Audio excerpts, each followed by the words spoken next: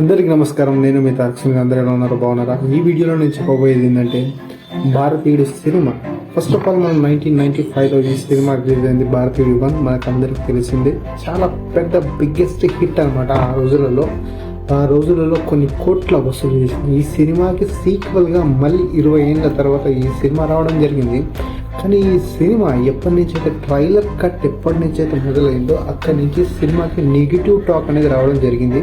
అది అందరికీ తెలిస్తే దాంతోపాటు ఈ సినిమా భారతీయుడు 2 ఎప్పుడైతే ఈ సినిమాని స్టార్ట్ చేశారో 50% సినిమా అయిపోయిన తర్వాత ఒక మేజర్ ఇష్యూ సెట్లో అయిందని, సెట్లో కొన్ని బడ్జెట్ ప్రాబ్లమ్ దాని తర్వాత కొన్ని యాక్సిడెంట్స్ అవి అయినాయని సినిమాని టోటల్గా దీన్ని ఎవరైతే ఫస్ట్ కళానిధి మారన్, సో మన రోబోటిక్ ఎవరైతే దీనికి రోబోటిక్ ఎవరైతే ప్రొడ్యూసర్గా ఉన్నారో వాళ్ళే తీశారన్నమాట.